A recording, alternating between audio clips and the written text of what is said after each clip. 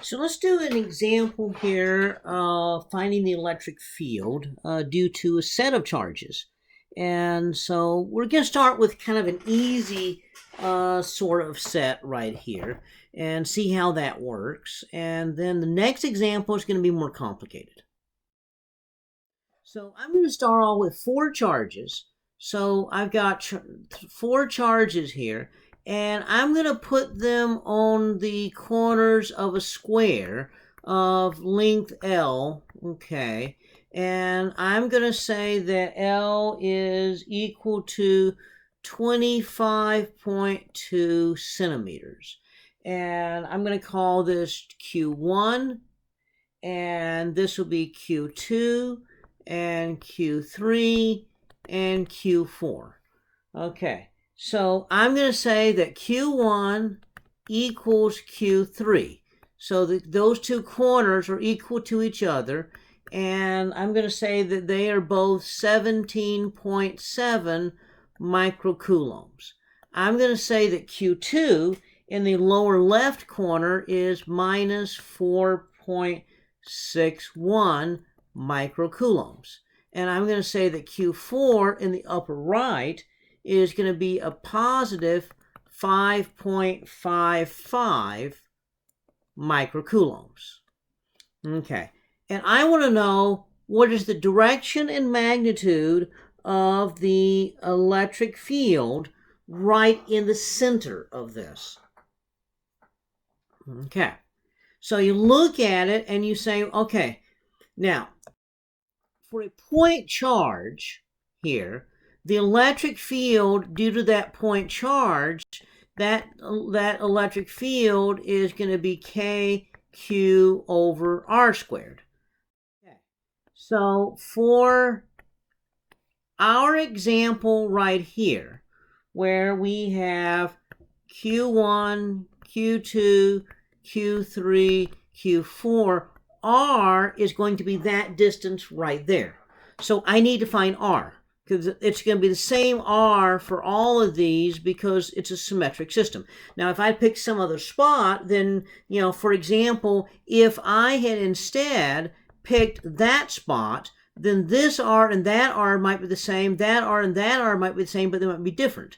Or I could have picked a spot, that was right here. In that case, the R is different for every one of them. Okay, so that would have made it more complicated. But I wanted to do a more simple example to start with. And so I picked right at the center of this square. So I need to find that R.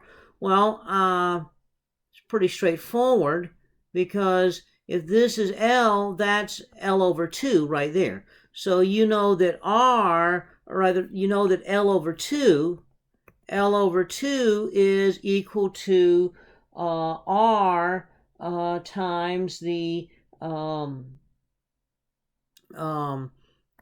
cosine of 45 degrees, because that'll be 45 degrees. And so that means that R is going to be L over 2 cosine 45 degrees. And so that comes out to be 17.8 centimeters.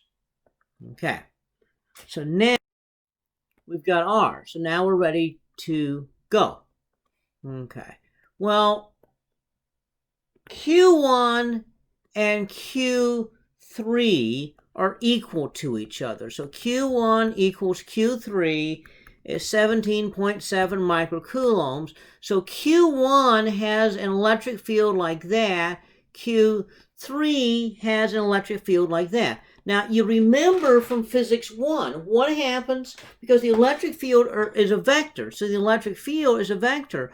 What happens if you add two vectors that are equal and opposite? Well, they cancel. So that means these two cancel. So we don't even have to worry about them. And it turns out it doesn't even matter what that charge is. The charge could have been positive, the charge could have been negative. It makes no difference, because those two charges cancel each other, okay, because they're equal and they're opposite sides of that. Okay, so that's good. So that means that all we have to worry about now is going to be Q2 and Q4. Okay, so Q2 is a minus 4.61 microcoulombs. So that means the electric field is going towards that. Okay, now look at the other one here. So we got Q2, we got Q4.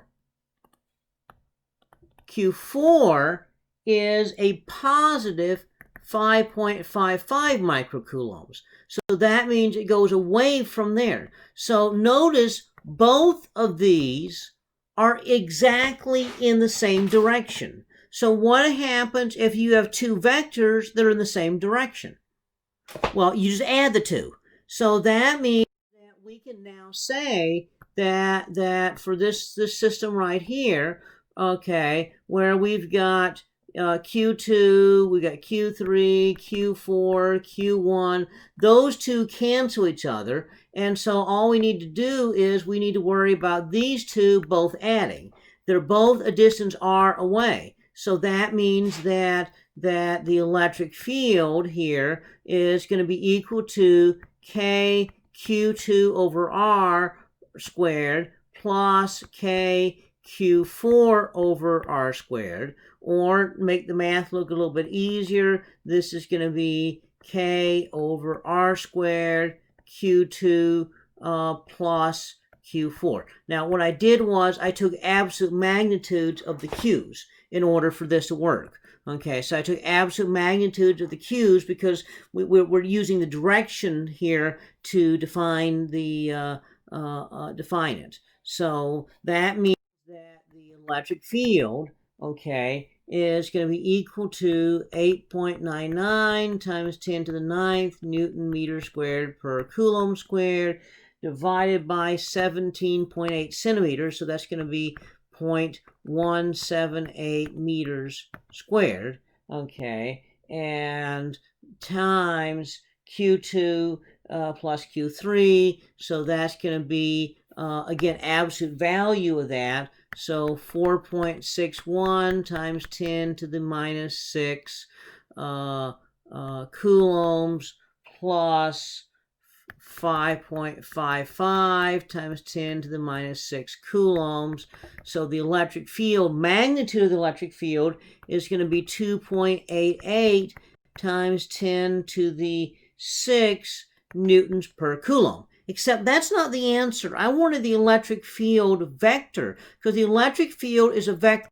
So what's happening is the electric field is directed that way. So I would say that the electric field vector is going to be 2.88 times 10 to the 6 newtons per coulomb. And the direction is at an angle of well, down and to the left at 45 degrees. So how would you define that? Well, in math, they would like to define that angle right there. Okay, so that means that angle right there would be at 225 degrees.